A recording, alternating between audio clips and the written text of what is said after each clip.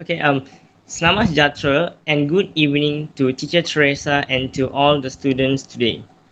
Eunice, Hazira, Hazem, Izzat and me, Keda, will be presenting on Chapter 4, Form 2, which is known as Human Health or Kesihatan Manusia. 4.1 Infectious and Non-Infectious Disease. A disease is an abnormal condition of body or mind that causes discomfort, difficulty to function, or stress to an individual. Diseases can be classified into two, namely infectious disease and non-infectious disease. What are the differences between these two types of disease? Infectious disease and non-infectious disease. Infection disease is caused by infections of pathogens directly through mediums and vectors. A disease that can be transmitted from one individual to another. For example, tuberculosis, flu, dengue fever, and Zika fever. For non-infectious disease, it is caused by genetic factor or lifestyle. A disease that cannot be transmitted from one individual to another. For example, cancer, hypertension, diabetes, and asthma. How are infectious diseases spread? Infectious diseases are spread by pathogen transmitted from an infected person, which is known as the host, to another person through vectors and mediums such as water, air, and contact. The host is a victim who is weak and easily infected. After getting infected, the host will show certain symptoms of the disease. Airborne diseases. There are two ways airborne diseases are transmitted: through droplet transmission and dust transmission. So we have the diagram shows airborne diseases, which contains droplet transmission and dust transmission. For droplet transmission, pathogens containing droplets sprays from the mouth and nose of an infected person through sneezing, coughing, talking, yawning, or breathing. For dust transmission, bacteria in the spit, as known as saliva, of an infected person dries up and forms spores which are spread together with the dust in the air.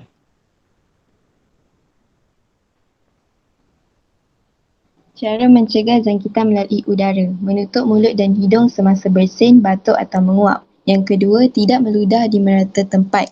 Yang ketiga, mengelakkan diri daripada berada di tempat yang penuh sesak. Yang keempat, memastikan tempat tinggal cukup cahaya kerana sinar ultraungu yang boleh membunuh sesetengah mikroorganisma dalam udara. Penyakit bawaan air. Jangkitan melalui air biasanya di kawasan yang tidak mempunyai bekalan air pipe yang terawat dan sistem sanitasi yang sempurna. Sebagai contoh, apabila seseorang menggunakan tandas yang dibina di atas sungai, tinjanya yang mengandungi patogen yang akan memasuki sungai dan mencemarkan sungai. Seseorang itu boleh dijangkiti patogen apabila terminum air sungai yang tercemar. Antara contoh penyakit yang berjangkit melalui air termasuklah kolera, demam kepialu dan disentri amoeba. Jangkitan penyakit melalui air boleh dicegah dengan cara yang pertama, mencampurkan klorin di dalam kolam renang dan sistem bekalan air. Yang kedua, membina tandas yang mempunyai sistem sanitasi yang sempurna. Yang ketiga, mendidihkan air minuman dengan sempurna. Yang keempat, mencuci tangan dengan sabun selepas menggunakan tandas. Jangkitan penyakit melalui sentuhan. Dua contoh penyakit yang berjangkit melalui sentuhan ialah kurap dan panau. Kedua-duanya disebabkan oleh kulit. Jangkitan berlaku akibat tersentuh kulit yang telah dijangkiti atau memakai pakaian pesakit. Penyakit seperti sifilis dan gonoria pula berjangkit melalui hubungan seks. Patogen penyakit-penyakit ini terdapat dalam air mani dan bendalai faraj. Selain itu, virus HIV yang boleh menyebabkan AIDS boleh merebak melalui hubungan seks, darah dan perkongsian jarum suntikan dalam kalangan pesakit dan penagih dadah. Jangkitan penyakit melalui kerja memindahkan daripada satu host kepada host yang bahagia, yang memindahkan patogen ini dikenali sebagai vektor dan patogennya. Salmonella typhi, Salmonella typhi, nama Aedes virus dengue. Nama Aedes virus Zika, nyamuk Anopheles, Plasmodium malaria, tikus, Leptospira bacteria. Beberapa jenis penyakit, gejala penyakit, patogen, vektor dan jahitannya. Penyakit malaria, gejala demam dan berpeluh. Patogen Plasmodium malaria. Vektor nyamuk Anopheles.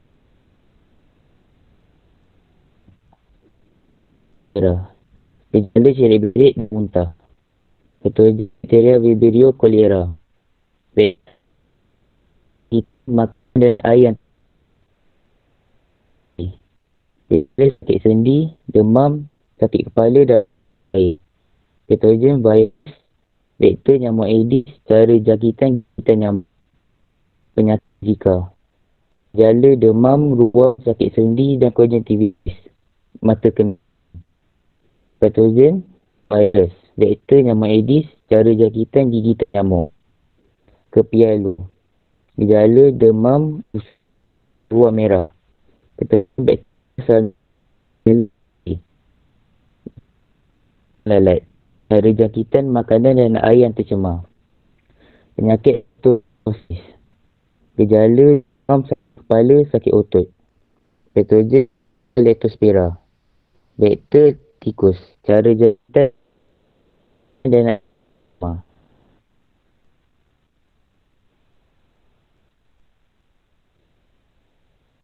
This I will send the link in the group chat and you guys can refer to it. Thank you.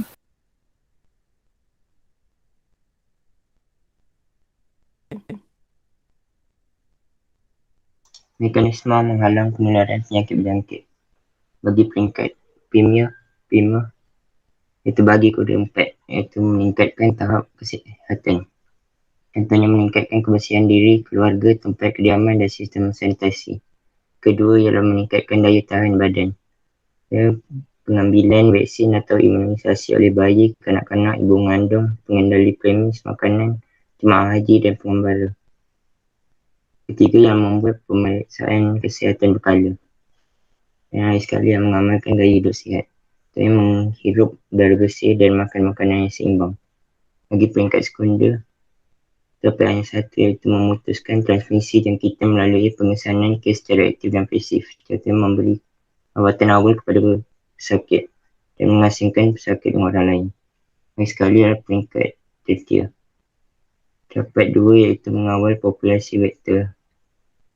Contohnya memusnahkan tempat pembiakan dan perlindungan vektor, melakukan semburan untuk membunuh vektor dan menguatkuasakan undang-undang dengan mengenakan denda kepada pengusaha premis makanan yang kotor. Kedua yang melindungi hos menggunakan pelambu atau ubat nyamuk dan memakai pakaian tebal. 4.2 Pertahanan badan. Patogen memasuki badan melalui sistem respirasi, sistem pencernaan, sistem perkumuran dan kulit. Mekanisme pertahanan badan terbagi pada dua, iaitu mekanisme pertahanan tidak spesifik dan mekanisme pertahanan spesifik. Bagi mekanisme pertahanan tidak spesifik terbagi pada dua, iaitu barisan pertahanan pertama dan barisan pertahanan kedua. Bagi mekanisme pertahanan spesifik yang satu, iaitu barisan pertahanan ketiga. Barisan pertahanan pertama. Tujuan barisan pertahanan pertama adalah untuk menghalang patogen daripada memasuki badan. Kulit manusia terdiri daripada lapisan yang liat dan sukar ditembusi oleh mikroorganisma. Mikroorganisma hanya dapat menembusi kulit jika terdapat luka atau kecederaan. Peluh dan sebum yang dirembeskan oleh kulit mengandungi bahan kimia yang boleh memusnahkan mikroorganisma. Membran mukus. Membran mukus ialah membran yang melapisi salur pencernaan dan salur pernafasan. Mikroorganisma yang memasuki salur pernafasan akan ditapis oleh bulu hidung dan diperangkap oleh mukus yang terdapat di dalam rongga hidung, lilin di dalam telinga. Air mata dan lendir pada faras juga berfungsi sebagai antiseptik untuk memusnahkan mikroorganisma. Moving on to the second line of defense. The second line of defense fight pathogens through phagocytosis. What is phagocytosis? Phagocytosis happens when white blood cells engulf and digest the pathogens using enzymes. The third line of defense. The third line of defense fights pathogens by producing antibodies. Antibodies is our body immune system. Antibodies will attach themselves to pathogens and cause pathogens to clump together. They do this because it's to prevent pathogens from attacking us. Immunity. Immunity is the ability of body system to resist pathogens before it is infected. It also involves the production of antibodies when pathogens enter the body. Antibody is a protein produced by white blood cells into the bloodstream in response to antigens. Antigen, however, is a foreign substance that comes from outside of the body and induces the production of antibodies. Examples of antigens are pathogens, toxin molecules, and blood cells from other blood groups. Next is the importance of immunization. Immunization is an effort to stimulate the body defense against infections in babies, children, and adults by injecting vaccines. What is a vaccine? A vaccine contains antigens obtained from a part or the whole structure of a weakened or dead virus bacterium. Antigen will stimulate the body's immune system, and in response, antibodies will be formed by the white blood cells, forming immunity against certain infections. And here is the vaccination schedule in Malaysia. There are different vaccinations we must take from the day we were born up until the age 15 years old. This is to prevent us from getting certain illnesses and form immunity against them as well. Next is passive immunity and active immunity. Immunity can be classified into two types, and that is passive immunity and active immunity. Both immunities can be obtained naturally or artificially. First, passive immunity. Passive immunity is when the body gains antibody from external sources. Passive natural immunity, however, is obtained when a baby receives antibody from breast milk or from mother's blood that flows across the placenta. This immunity is temporary and short-lived, and it lasts for a few months after the birth of a baby, as shown in graph 4.5. Next, passive artificial immunity. Passive artificial immunity is obtained when an antiserum is injected into the patient's body. What is an antiserum? An antiserum is a clear liquid in the blood that contains antibodies to prevent diseases. The antiserum fights against pathogens without interrupting the patient's immune system, and this immunity is fast and temporary, as shown in graph 4.6. Second, active immunity. Active immunity is when the body produces its own antibodies when stimulated by antigens. Active natural immunity, however, occurs when a person recovers from an infection, and the immunity lasts long after the infection, as proven in graph 4.7. Next is active artificial immunity. Active artificial immunity occurs when a vaccine that contains a dead or weakened pathogen is injected into the body, and the immune system responds by producing antibodies. The immunity lasts long after the infection, as shown in graph 4.8. Moving on to the next slide is strong immune system. The human body is made up of various systems, including the immune system. When there is an imbalance in the body or too much toxins, the immune system becomes weak. Now, what are the causes that can weaken the immune system? First is exposure to polluted air. Particles and certain gases that are suspended in the air, for example, Gases from car or truck exhaust, dust, pollen may damage our immune system. Next is stress. Other than stress, negative emotions such as anxiety and pressure and headaches can also damage the body's immune system. The next cause is excessive intake of sugar, which can imbalance our natural body diet and result in diabetes. On the other hand, what are some practices that can strengthen our immune system? First is getting enough sleep and rest so that we don't overwork our bodies. Next is avoid smoking or not smoking and no exposure to cigarette smoke, as it contains toxins that are harmful for our health and body. Last but not least, we can strengthen the immune system by doing periodic health examinations or checkups with our local doctor or medical professional worker so that we are aware and informed of our body's current health status. And that is all from us Group 4. Thank you, Teacher Terry.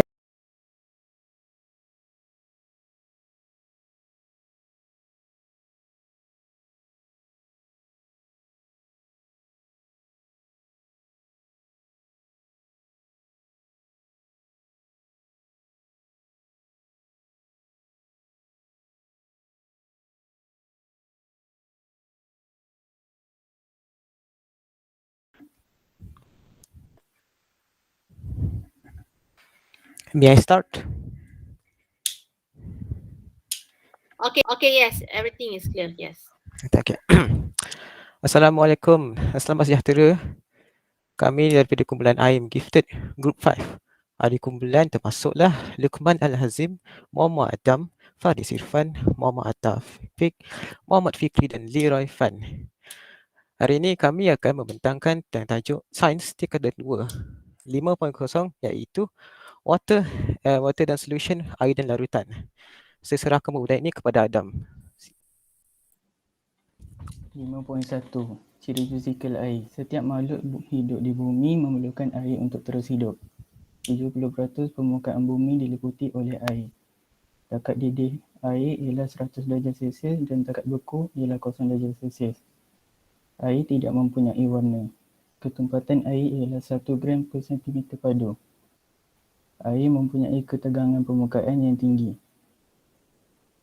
Daya lekitan antara molekul air serta daya lekatan antara molekul air dan dinding silem membolehkan air dibawa ke akar dari akar ke daun. Fenomena ini dikenali sebagai tindakan kapilari.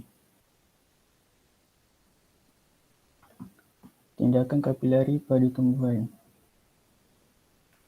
Tindakan kapilari air pada tumbuhan membolehkan air bergerak melawan graviti ke atas disebabkan oleh daya lekitan air antara molekul dan daya lekatan antara molekul air dengan dinding bahan. Contoh, tindakan kapilari dalam batang pokok membolehkan air diangkut ke daun.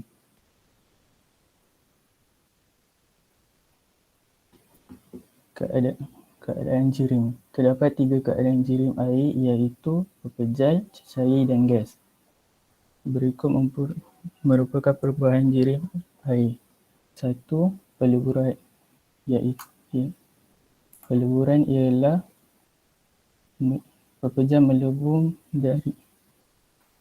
dari pepejal menjadi cecair. Kedua, penyejatan atau pendidihan iaitu cecair tersejat menjadi gas. Ketiga, kondensasi.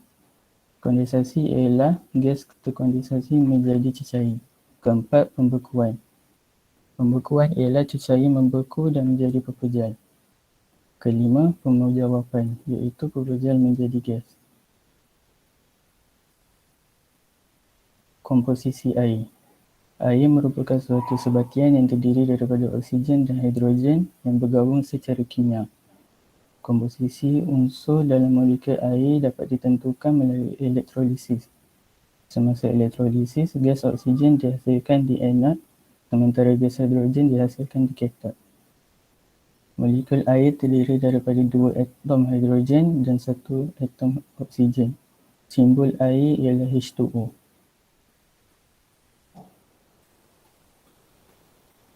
Penyejatan air. Proses yang berlaku di permukaan air yang menukarkan air menjadi wap air. Contoh, jemur pakaian dan menggeringkan rambut. Molekul-molekul air di permukaan mempunyai tenaga kinetik yang lebih tinggi, bergerak dengan pantas dan dapat terlepas ke udara.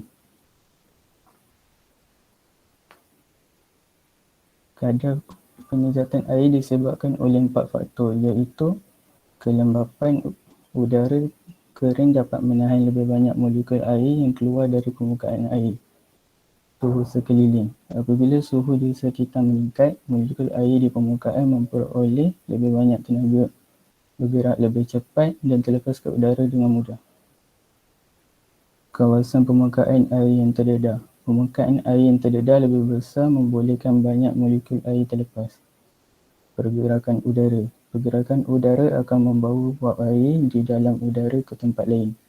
Tiupan angin yang kuat menyebabkan udara di atas permukaan air menjadi kering dan menggalakkan penyejatan air. Aplikasi penyejatan air dalam kehidupan. Pakaian yang digantung mempunyai luas permukaan yang lebih terdedah. Garam laut diperoleh melalui penyejatan air laut. Makanan laut yang dikeringkan dapat disimpan lebih lama kerana mikroorganisma tidak dapat hidup tanpa air. Pengering rambut yang meniup udara panas meningkatkan suhu sehingga meningkatkan penyejatan air.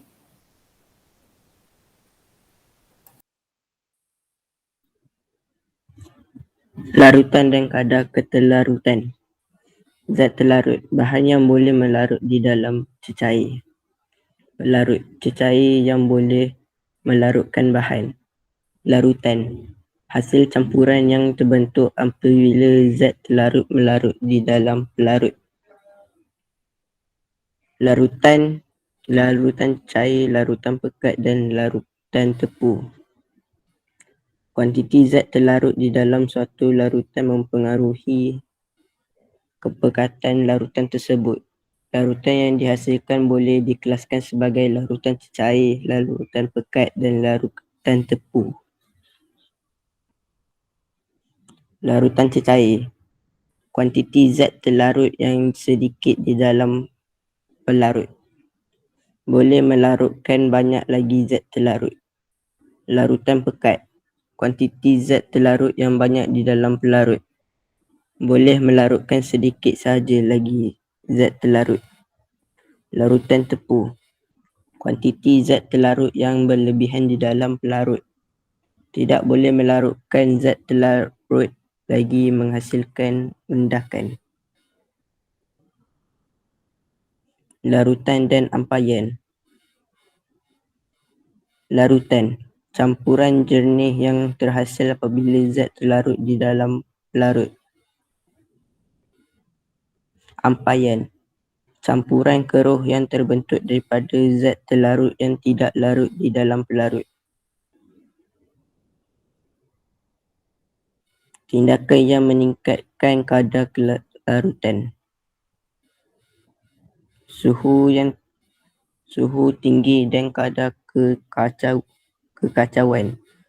Zarah-zarah pelarut dan zat terlarut untuk mengisi ruang di antara mereka lebih cepat. Semakin kecil saiz zat terlarut, semakin besar luas permukaannya, membolehkan zat terlarut larut dengan lebih cepat di dalam pelarut. Campuran dua atau lebih zat terlarut yang tersebar secara sekata, tidak membentuk campuran jernih dan juga tidak menghasilkan mendakan. Koloid adalah suatu campuran yang keadaannya terletak di antara larutan dan ampayan. Contoh, busa, krim pencukur, emulsi, susu, mayonis. Air sebagai pelarut semesta. dikenali sebagai pelarut semesta. Air digunakan sebagai pelarut secara domestik dan juga sebagai bahan mentah dalam industri pembuatan, pertanian dan perubatan. Baja boleh larut dalam air dan diserap oleh akar tumbuhan. Minuman ringan dihasilkan dengan menggunakan air sebagai pelarut.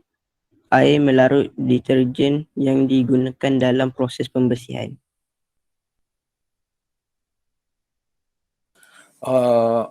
Organic solvents. Organic solvents, there are 5 types.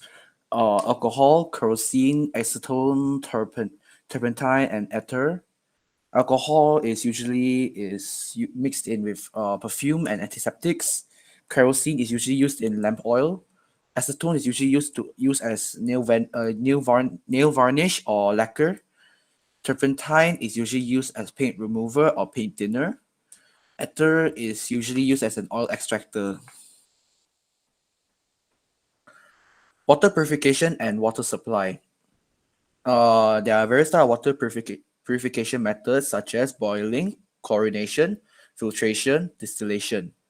Boiling is killing microorganisms. Chlorinations are also killing microorganisms by using chemicals. Filtration separates particles from liquid, and distillation separates suspended particles, dissolve substances, and kill microorganisms. Water is used every day. Example, bathing, drinking, and washing the dishes. Water from the river and rain are conveyed to treatment plants prior to distribution of consumers. Water purification is essential to remove odor, color, taste, microorganisms, and harmful chemicals from the water. As you can see, this is a filtration method used by our Malaysian water supply.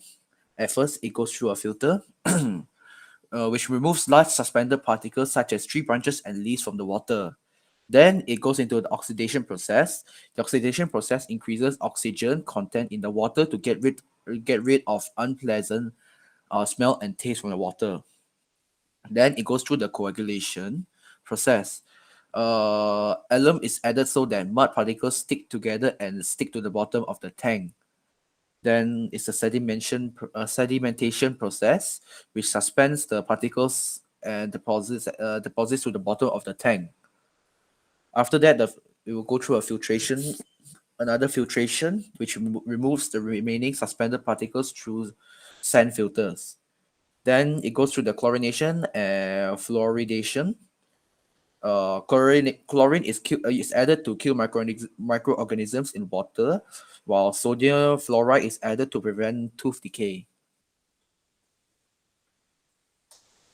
Water sustainability. Rivers are the main source of water in Malaysia. Unfortunately, water pollution makes the water unsuitable for consumption and also result in negative impacts on the environment.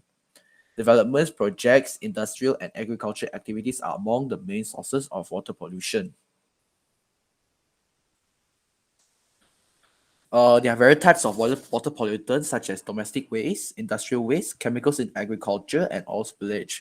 For domestic waste, there are various ways to overcome the water pollution, such as upgrade sewerage system nationwide, educate people on how to manage rubbish correctly, and improve sanitation facilities in rural areas. For industrial waste, we need to enforce laws to ensure industrial waste is treated before being discharged into the river. For example, examples of laws on water pollution are environmental quality scheduled waste regulations 2005. Then there's environmental quality industrial effluent regulations 2009, and environmental quality sewage regulations 2009. Then there is chemicals in agriculture. We need to educate farmers to use biodegradable fertilizers and pesticides so it doesn't pollute our source of water. Then lastly, there's oil spillage. Ways to overcome it is strong and contain oil spill at sea using nation oil spill Contingency Plan revised year 1990 or 1990 and 2000 and the year 2000. And also we should always improve air surveillance with the cooperation of the we should always improve water surveillance with the cooperation of sorry, yeah.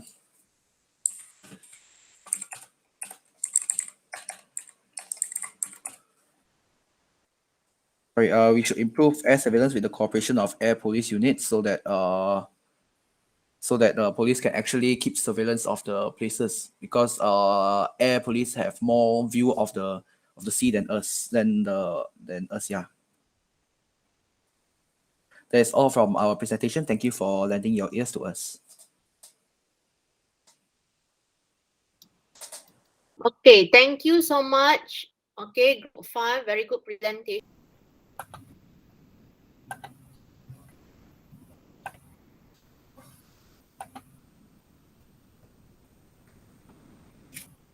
Okey, selamat sejahtera kepada semua. Hari ini saya dan rakan-rakan saya akan mempersembahkan tentang asid dan alkali, iaitu topik 6 dalam tingkatan 2. Kawan-kawan saya iaitu Nur Syazra dan Zalia akan menemani saya dalam pembentangan ini. Hari ini kita akan mempersembahkan tentang 6.1 iaitu sifat asid dan alkali, dan 6.2 iaitu penetralaan.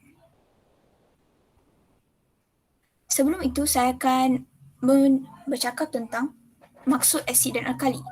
Asid berasal daripada perkataan Latin iaitu acidus yang bermaksud asam, manakala alkali berasal daripada perkataan Arab yang bermaksud abu, tumbuhan.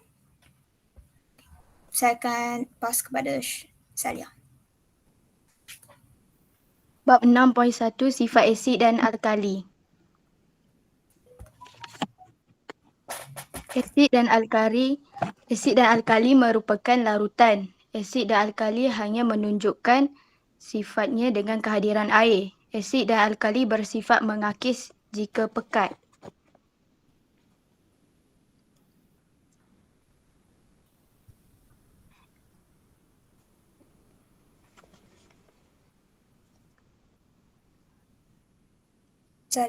Asid berasa masam manakala alkali berasa pahit. Kesan terhadap kertas litmus. Asid menukarkan kertas litmus biru kepada merah, manakala alkali menukarkan kertas litmus merah kepada biru.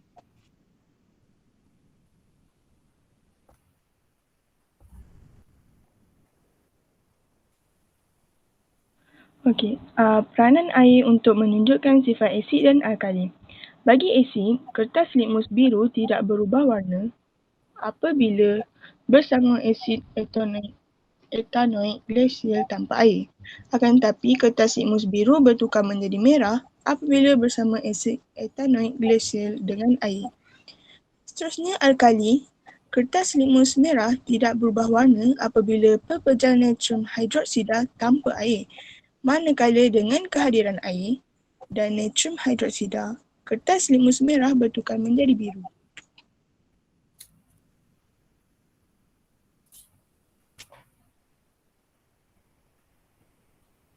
Okay, seterusnya kita akan bercakap tentang bahan berasid dan beralkali. Contoh bahan berasid ialah cuka, jus lemon, nanas dan sebagainya. Untuk bahan beralkali pula ialah mengandungi buah peria, ubat gigi, serbuk penaik, ubat shampoo dan sabun. Seterusnya ialah penunjuk. Penunjuk merupakan sejenis pewarna atau campuran beberapa jenis pewarna yang berubah warna berdasarkan bahan yang diuji. Yang paling kerap digunakan di sekolah ialah kertas litmus biru dan kertas litmus merah.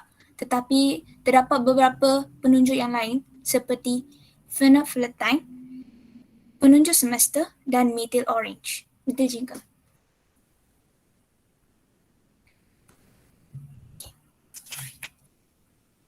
Kekuatan asid dan alkali. Skala pH menunjukkan kekuatan suatu asid dan alkali. Julat nilai pH antara sifar hingga 14.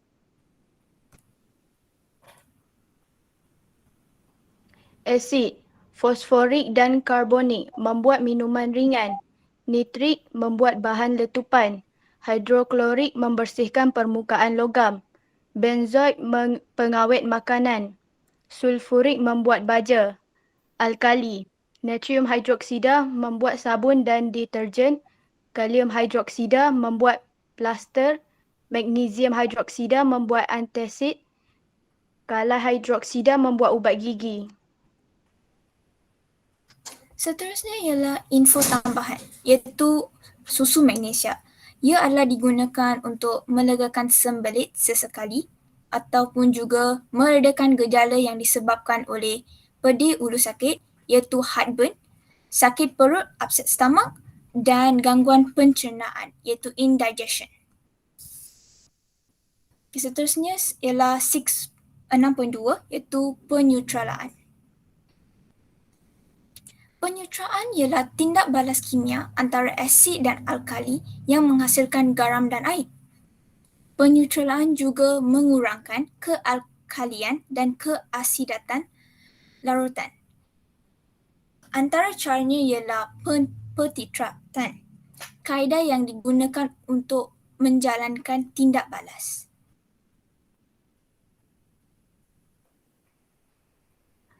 Asid dan alkali yang berbeza menghasilkan jenis garam yang berbeza. Contohnya, asid hidroklorik tambah natrium hidroksida sama dengan natrium klorida tambah air. Asid sulfurik dan kalium hidroksida sama dengan kalium sulfat tambah air. Asid nitrik tambah natrium hidroksida sama dengan natrium nitrat tambah air.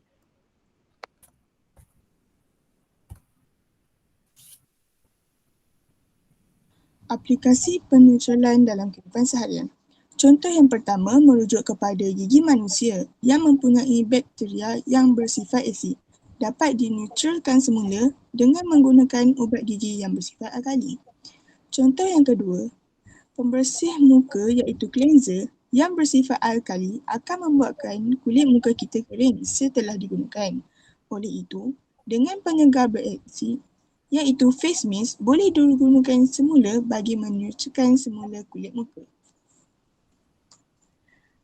Contoh yang seterusnya, tanah yang berasid dapat dinetralkan semula dengan menabur kapur mati. Kesannya, tanaman dapat tumbuh dengan subur. Yang terakhir, bahan buangan berasid daripada kilang akan dirawat dengan alkali supaya dapat dinetralkan sebelum dibebaskan. That's all from us. Thank you for listening our presentation.